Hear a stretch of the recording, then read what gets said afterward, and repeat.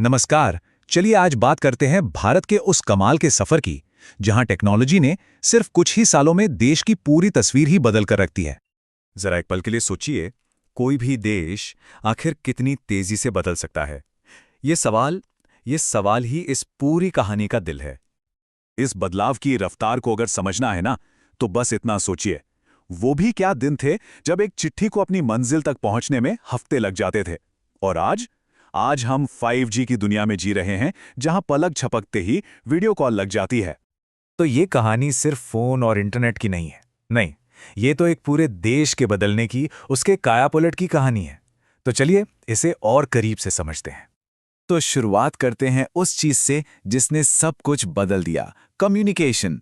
कैसे टेक्नोलॉजी ने 1 अरब से ज्यादा लोगों को जोड़ा, मीलों की दूरियों को मिटा दिया और हर तरह की सर्विस को हर किसी की पहुंच में ला दिया। अच्छा, ये सब शुरू कैसे हुआ? याद है वो जीपीआरएस का जमाना, जब एक फोटो डाउनलोड होने में पता नहीं कितना टाइम लग जाता था। फिर आया 2G, जिसने कॉल्स के साथ साथ मैसेजिंग को आसान बनाया। 3G ने हमें पहली बार वीडियो कॉलिंग का मजा दिया। और 4G, अरे 4G ने तो जैसे पूरी ऑनलाइन दुनिया के दरवाजे ही खोल दिए।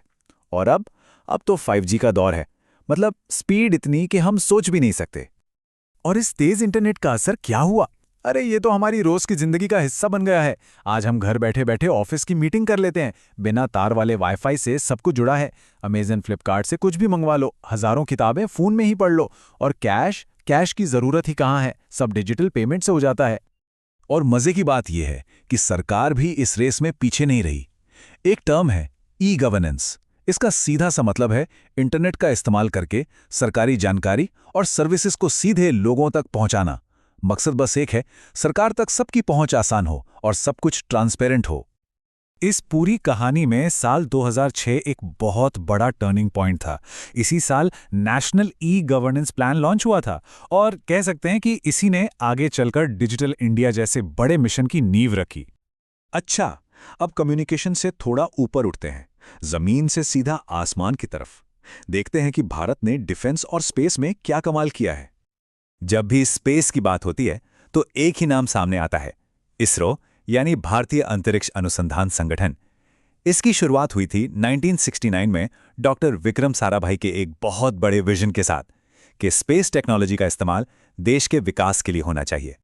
तो एक तरफ जहां इसरो आसमान में झंडे गाड़ रहा था, वहीं जमीन पर डीआरडीओ मतलब हमारा रक्षा अनुसंधान एवं विकास संगठन देश को डिफेंस टेक्नोलॉजी में आत्मनिर्भर बनाने के लिए दिन रात काम कर रहा था।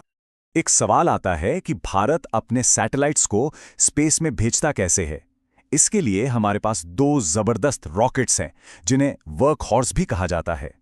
पहला है PSLV, जो धरती पर नजर रखने वाले IRS जैसे सैटेलाइट्स को उनकी जगह पर पहुंचाता है।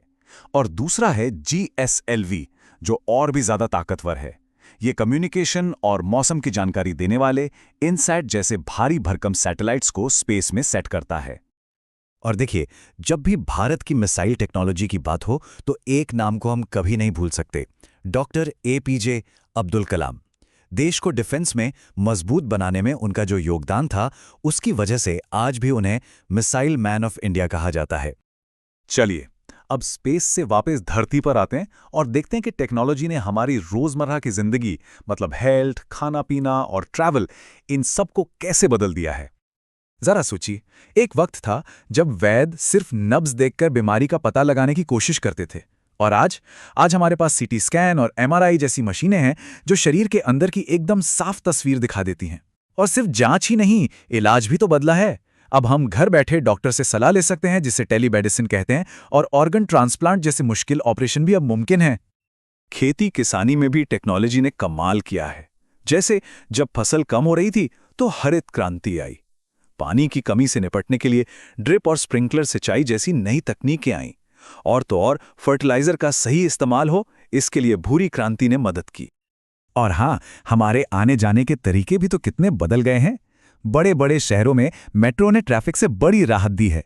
बुलेट ट्रेन का सपना है कि लंबी दूरी भी कुछ घंटों में तय हो जाए। और छोटी छोटी गलियों के लिए, उसके लिए ई-रिक्शा एक बहुत ही साफ सुथरा और सस्ता ऑप्शन बनकर सामने आया है। अब बात करते हैं उन पिलर्स की जिन पर देश की अर्थव्यवस्था टिकी हुई है, इंडस्ट्री और एनर्जी। देखिए, किसी भी देश की तरक्की का इंजन होती है मैन्युफैक्चरिंग, जिसे हम विनिर्माण भी कहते हैं। ये वो प्रोसेस है जिसमें कच्चे माल को फैक्ट्री पे ले जाकर कीमती सामान बनाया जाता है।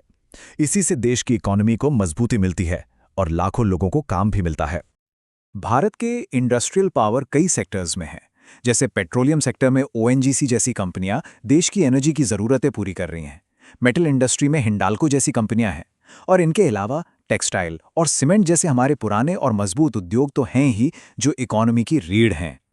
अब इतनी बड़ी इकोनॉमी को चलाने के लिए एनर्जी तो चाहिए ही। ये एनर्जी आती है दो तरह के सोर्स से। एक है रिन्यूएबल सोर्स, मतलब जो कभी खत्म नहीं होते, जैसे सूरज की रोशनी, हवा और पानी। और दूसरे हैं नॉन रिन्यूएबल सोर्स, जैसे कोयला और पेट्रोलियम, जो एक न एक दिन खत्म हो जाएंगे। भारत का भविष्य इसी बात पर टिका है कि वो इन दोनों के बीच सही बैलेंस कैसे बनाता है। तो हमने देखा कि कैसे टेक्नोलॉजी ने अलग अलग धागों की तरह भारत की तरक्की की एक खूबसूरत चादर बुनी है। अब चलिए इन सारे धागों को एक साथ जोड़कर पूरी तस्वीर देखते हैं। कहाँ वो चिट्ठियों का दौर और कहाँ आज सैटेलाइट लॉन्च करने वाले रॉकेट। सच तो यह है कि टेक्नोलॉजी भारत की पूरी कहानी को एक नए सिरे से लिख रही है। तो आखिर में एक सवाल बचता है, जैसे जैसे टेक्नोलॉजी की रफ्तार और तेज होती जा रही है, भारत आज अपने लिए कैसा भविष्य तैयार कर रहा है?